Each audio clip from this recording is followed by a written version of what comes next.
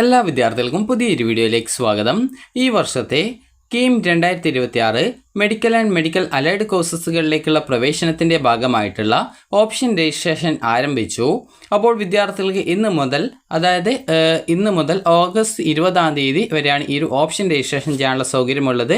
അപ്പോൾ നമുക്ക് എങ്ങനെയാണ് ഓപ്ഷൻ രജിസ്ട്രേഷൻ ചെയ്യുന്നത് എന്ന് പറയുന്നതിന് മുമ്പായിട്ട് ഇമ്പോർട്ടൻ്റ് ആയിട്ടുള്ള ഡേറ്റുകളും കാര്യങ്ങളൊക്കെ നിങ്ങൾക്ക് പറഞ്ഞു തരാം. അപ്പോൾ വിദ്യാർത്ഥികൾ ശ്രദ്ധിക്കേണ്ട പ്രധാനപ്പെട്ട കാര്യം എന്ന് പറയുന്നത് വിദ്യാർത്ഥികൾക്ക് മെഡിക്കൽ ദന്തൽ കോളേജുകളിലേക്കുള്ള പ്രവേശനമാണ് നിലവിൽ ആദ്യഘട്ടത്തിൽ ഉള്ളത്. മെഡിക്കൽ അലൈഡ് കോഴ്സസുകളിലേക്കുള്ള ഓപ്ഷൻ രജിസ്ട്രേഷൻ ഇതിന് കണ്ടിന്യൂഷനായിട്ട് ആരംഭിക്കുന്നതായിരിക്കും. അപ്പോൾ നിലവിൽ MBBS BDS കോഴ്സുകളിലേക്കാണ് ഓപ്ഷൻ രജിസ്ട്രേഷൻ ആരംഭിച്ചിട്ടുള്ളത്. അപ്പോൾ വിദ്യാർത്ഥികൾക്ക് ഓഗസ്റ്റ് 15 മുതൽ ഓഗസ്റ്റ് 20 ഉച്ചയ്ക്ക് 12 മണി വരെയാണ് ഓപ്ഷൻ രജിസ്ട്രേഷൻ ഉണ്ടായിരിക്കുക. ഓഗസ്റ്റ് 21 താൽക്കാലിക allotment, August 22 main allotment, August 23 മുതൽ 28 വരെയാണ്, അതായത് ഓഗസ്റ്റ് 26 ഒഴികെ മറ്റുള്ള എല്ലാ ദിവസങ്ങളുമായിട്ട് അഡ്മിഷൻ ഉണ്ടായിരിക്കും. ഇനി അതുപോലെ തന്നെ ഓഗസ്റ്റ് 28 വൈകുന്നേരം 5 മണി വരെയാണ് നിങ്ങളുടെ ഡീറ്റെയിൽസ് കോളേജ് അധികാരികൾ ഈ ഒരു പരീക്ഷാ കമ്മീഷണർക്ക് ഓൺലൈൻ അഡ്മിഷൻ മാനേജ്മെൻറ്റ് സിസ്റ്റം മുഖേന നിങ്ങളുടെ ഡീറ്റെയിൽസ് സമർപ്പിക്കേണ്ട ടൈമിംഗ് എന്ന് പറയുന്നത് ഓഗസ്റ്റ് 28 വൈകുന്നേരം 5 മണി വരെയാണ്. അപ്പോൾ നമുക്ക് എങ്ങനെയാണ് ഓപ്ഷൻ രജിസ്ട്രേഷൻ ചെയ്യുന്നത് എന്നുള്ള കാര്യം നോക്കാം. അതിനു മുമ്പായിട്ട് വിദ്യാർത്ഥികൾ ശ്രദ്ധിക്കേണ്ട പ്രധാനപ്പെട്ട കാര്യം, ഗവൺമെൻറ് കോളേജിലാണ് നിങ്ങൾക്ക് ഒരു MBBS അല്ലെങ്കിൽ MBBS കോഴ്സിന് കിട്ടുന്നെങ്കിൽ 23,000 സംതിങ് രൂപയാണ്, ഏകദേശം ഒരു 24,000 രൂപയാണ് ഫീസ് ഇനത്തിൽ വരികയുള്ളൂ. അതുപോലെ തന്നെ ദന്തൽ കോളേജ് ആണെങ്കിൽ ഏകദേശം ഒരു 20,800 സംതിങ് ആണ് വരുന്നത്, അതായത് ഏകദേശം ഒരു 21,000 രൂപയ്ക്ക് അടുത്ത് മാത്രമേ വാർഷിക ഫീസ് ഇനത്തിൽ വരുന്നുള്ളൂ. എന്നാൽ നിങ്ങൾക്ക് സെൽഫ് ഫിനാൻസ് കോളേജിലൊക്കെയാണ് കിട്ടുന്നതെങ്കിൽ ഏകദേശം 3,47,000 രൂപയാണ് വിദ്യാർത്ഥികൾക്ക് ഈ ഒരു മെറിറ്റ് സീറ്റിൽ സെൽഫ് ഫിനാൻസ് കോളേജിൽ വരുന്ന ഫീസ് എന്ന് പറയുന്നത്.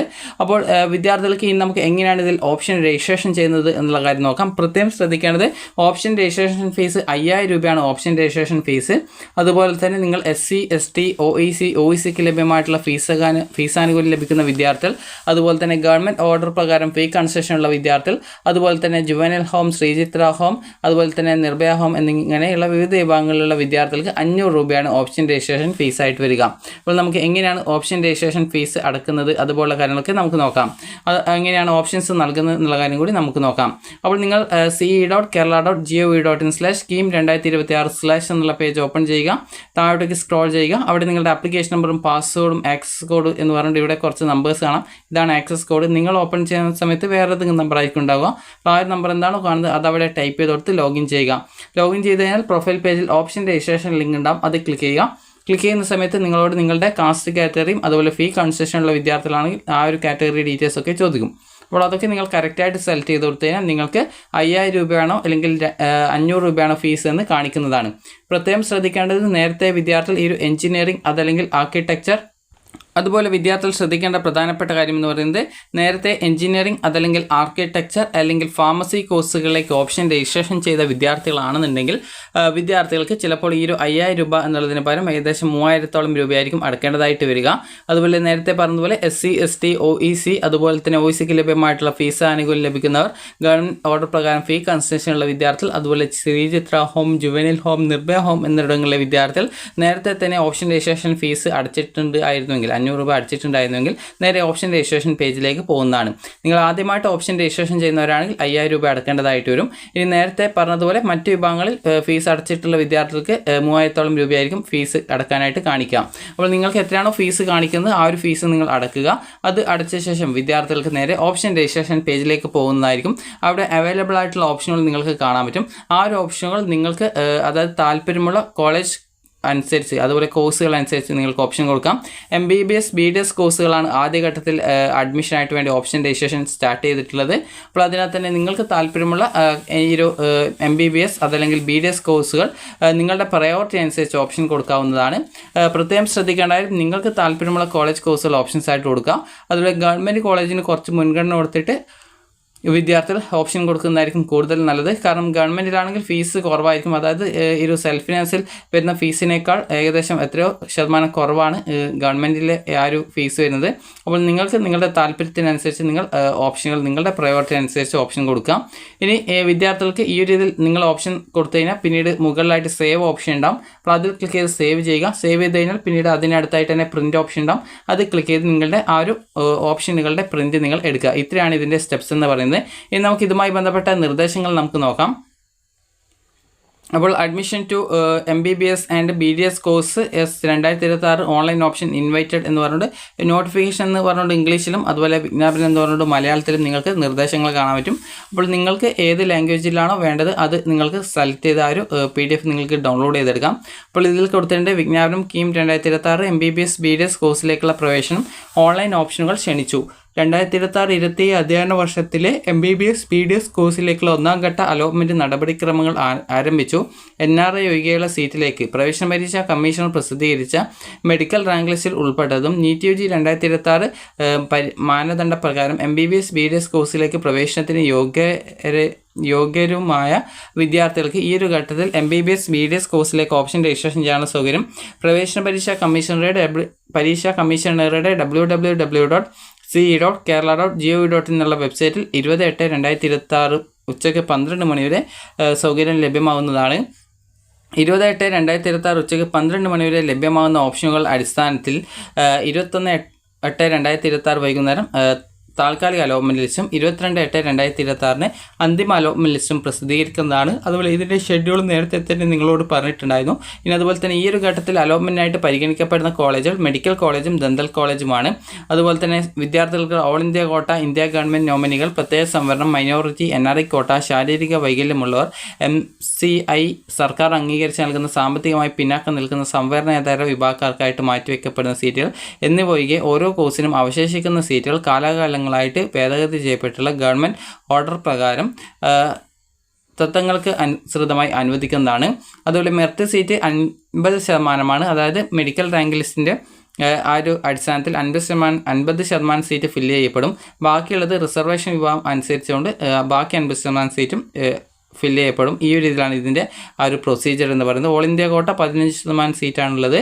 ഇനി അതുപോലെ തന്നെ ന്യൂനപക്ഷ പദവിയുള്ള സ്വകാര്യ സ്വാശ്രയ മെഡിക്കൽ ദന്തൽ കോളേജിലെ ന്യൂനപക്ഷ കോട്ടയിലേക്കും പ്രവേശനം ആഗ്രഹിക്കുന്ന അർഹരായിട്ടുള്ള വിദ്യാർത്ഥികൾ പ്രസ്തുത കോട്ടയിലെ ഓപ്ഷനുകൾ ലഭ്യമായ കോളേജുകളിലേക്ക് ഈ ഒരു ഘട്ടത്തിൽ ഓപ്ഷനുകൾ നൽകേണ്ടതാണ്. NRI കോട്ടയിലേക്കുള്ള അലോട്ട്മെൻറ്റ് 2ാം ഘട്ടം മുതൽ ആരംഭിക്കുന്നതായിരിക്കും. സ്വാശ്രയ മെഡിക്കൽ കോളേജിലെ 15% സീറ്റിലേക്ക് ജന്മസ്ഥലം പരിഗണിക്കാതെ സംസ്ഥാന മെഡിക്കൽ റാങ്ക് ലിസ്റ്റിൽ ഉൾപ്പെട്ട ഇന്ത്യക്കാരായ എല്ലാ വിദ്യാർത്ഥികളെയും ഓപ്ഷനുകളുടെ അടിസ്ഥാനത്തിൽ പരിഗണിക്കുന്നതാണ്. ഇനി സർക്കാർ കോളേജിലെ ഫീസ് ഘടന 23,150 രൂപ, സർക്കാർ ദന്തൽ കോളേജിലെ ഫീസ് 20,840 രൂപ. അതുപോലെ തന്നെ സ്വാശ്രയ കോളേജിലെ ഫീസ് ഘടന ഇവിടെ കൊടുത്തിട്ടുണ്ട്. അപ്പോൾ ഇത് നിങ്ങൾ നോക്കിയാൽ മതി. അതായത് 8,47,690 രൂപ, അതായത് 8,56,840 രൂപയാണ് മാക്സിമം ഫീസ്. അതായത് ഇത് വാർഷിക ഫീസാണോ എന്നറിയില്ല, വാർഷിക ഫീസ് അല്ല എന്നാണ് തോന്നുന്നത്. അപ്പോൾ അതുപോലെ തന്നെ ഇവിടെ ഓരോ കോളേജിലും ഫീസ് ഡീറ്റെയിൽസ് കൊടുത്തിട്ടുണ്ട്. അതുപോലെ തന്നെ അപ്പോൾ ചില NRI സീറ്റിലൊക്കെ ചില കോളേജിൽ 22 ലക്ഷം 21 ലക്ഷം അങ്ങനെയൊക്കെ ഫീസ് കാണിക്കുന്നുണ്ട്. ഇത് ടോട്ടലായിട്ടുള്ള ഫീസ് ആയിരിക്കുമെന്നാണ് തോന്നുന്നത്. അതുപോലെ തന്നെ ഇവിടെ പ്രൈവറ്റ് സെൽഫ് ഫിനാൻസിങ് ദന്തൽ കോളേജിലെ ഫീസ് 3,47,487 രൂപയാണ്. അതുപോലെ തന്നെ NRI സീറ്റാണെങ്കിൽ 4,30,000 രൂപയാണ് ഫീസ് വരുന്നത്. ഇനി അതുപോലെ തന്നെ ഇവിടെ പുഷ്പഗിരി കോളേജ്, അവിടെയും ഇതേ രീതിയിൽ ഏകദേശം ഫീസിൽ ചെറിയ അങ്ങോട്ടും ഇങ്ങോട്ടൊക്കെ ഏകദേശം ഒരു 30,000 രൂപ കൂടുതലായിട്ടൊക്കെ കാണിക്കുന്നുണ്ട്. ഇനി ഓപ്ഷൻ രജിസ്ട്രേഷൻ ഫീസ് നേരത്തെ പറഞ്ഞതുപോലെ തന്നെയാണ്. ഇനി അതുപോലെ തന്നെ ഈ ഒരു പ്രവേശന പരീക്ഷ കമ്മീഷണർക്ക് ഈ ഒരു ഓപ്ഷൻ രജിസ്ട്രേഷൻ ഫീസ് അടച്ച് ഈ ഒരു അലോട്ട്മെൻറ്റ് കിട്ടാത്തവർക്ക് ആ ഒരു പൈസ പിന്നീട് അലോട്ട്മെൻറ്റ് പ്രോസസ്സ് പൂർണ്ണമായിട്ടും കംപ്ലീറ്റ് ചെയ്യുന്നതോടുകൂടി നിങ്ങൾക്ക് തിരിച്ച് നൽകുന്നതായിരിക്കും. അതായത് അലോട്ട്മെൻറ്റ് കിട്ടാത്ത വിദ്യാർത്ഥികളുടെ കാര്യത്തിലാണ് പറയുന്നത്.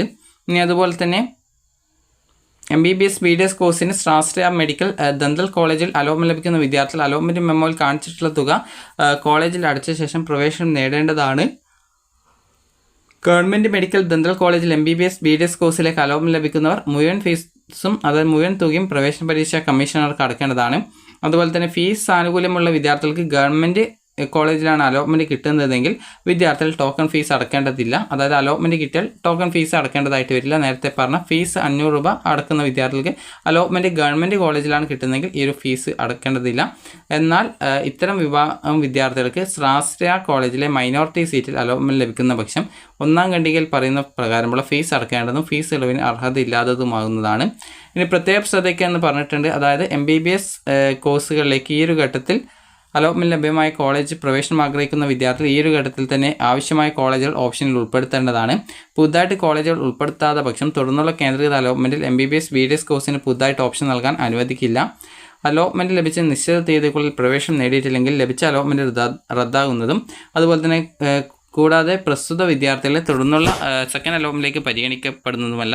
അലോട്ട്മെൻറ്റ് ലഭിച്ചാൽ പ്രവേശനം നേടുകയും പഠനം തുടരുകയും ചെയ്യുമെന്ന് ഉറപ്പുള്ള കോളേജിലേക്കും കോഴ്സിലേക്കും മാത്രമേ ഓപ്ഷനുകൾ നൽകാൻ വിദ്യാർത്ഥികൾ ശ്രദ്ധിക്കേണ്ടതാണ്. അതുപോലെ തന്നെ ഫീസ് പറയുമ്പോൾ അത് 2026-27 നിശ്ചയിച്ചിട്ടില്ല. അപ്പോൾ അത് കഴിഞ്ഞ വർഷത്തെ ഫീസാണ് നിലവിൽ മുകളിൽ കാണിക്കുന്നത്. അപ്പോൾ ഇത് അപ്ഡേറ്റ് ആയി കഴിഞ്ഞാൽ അത് വെബ്സൈറ്റിൽ പ്രസിദ്ധീകരിക്കുന്നതായിരിക്കും. അതുപോലെ വിവിധ കാരണങ്ങളാൽ റാങ്ക് ലിസ്റ്റിൽ ഫലം തടഞ്ഞു വെച്ചിട്ടുള്ള വിദ്യാർത്ഥികൾക്കും ഓപ്ഷനുകൾ സമർപ്പിക്കാവുന്നതാണ്. എന്നാൽ ഈ ഒരു വിദ്യാർത്ഥികൾ 19/8/2026 വൈകുന്നേരം 3 മണിക്ക് മുമ്പായിട്ട് ഫലം പ്രസിദ്ധപ്പെടുത്തുന്നതിന് ആവശ്യമായിട്ടുള്ള രേഖകൾ അപ്ലോഡ് ചെയ്യാത്ത പക്ഷം അവരുടെ ഓപ്ഷനുകൾ അലോട്ട്മെൻറ്റിനായി പരിഗണിക്കില്ല. അതുപോലെ എന്തെങ്കിലും നിങ്ങൾക്ക് ഡൗട്ടോ മറ്റോ ഉണ്ടെങ്കിൽ ഹെൽപ്പ് ലൈൻ നമ്പർ കൊടുത്തിട്ടുണ്ട്, അതിൽ വേണമെങ്കിൽ കോൺടാക്റ്റ് ചെയ്യാവുന്നതാണ്. അതുപോലെ ഏതൊക്കെ കോളേജാണ് ഉള്ളത് എന്ന് കൊടുത്തിട്ടുണ്ട്. ഗവൺമെൻറ് മെഡിക്കൽ കോളേജ് എന്ന് പറയുമ്പോൾ ടോട്ടൽ 14 എണ്ണം ഉണ്ട്. അതുപോലെ തന്നെ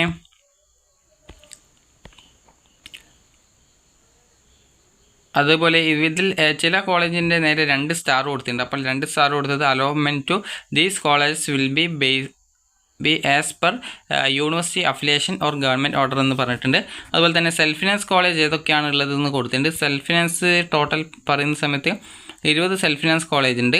അതുപോലെ ദന്തൽ കോളേജ് 6 ഗവൺമെൻറ് ദന്തൽ കോളേജും അതുപോലെ തന്നെ സെൽഫ് ഫിനാൻസ് ആണെങ്കിൽ ഏകദേശം 17 സെൽഫ് ഫിനാൻസ് ദന്തൽ കോളേജുകളുമുണ്ട്. അപ്പോൾ നിങ്ങൾക്ക് താല്പര്യത്തിനനുസരിച്ച് നിങ്ങൾക്ക് ഓപ്ഷനുകൾ കൊടുക്കാം. അപ്പോൾ ഫീസും കാര്യങ്ങളൊക്കെ കൂടി പരിഗണിച്ചുകൊണ്ട് വേണം നിങ്ങൾ ഈ ഒരു ഓപ്ഷനൊക്കെ നൽകുന്നതിനായിട്ട്. അപ്പോൾ നിങ്ങൾക്ക് ഈ വീഡിയോ ഉപകാരപ്രദമായിട്ടുണ്ടെന്ന് കരുതുന്നു. ഉപകാരപ്രദമായിട്ടുണ്ടെങ്കിൽ ലൈക്ക് ചെയ്യുക, ഷെയർ ചെയ്യുക. Thank you for watching.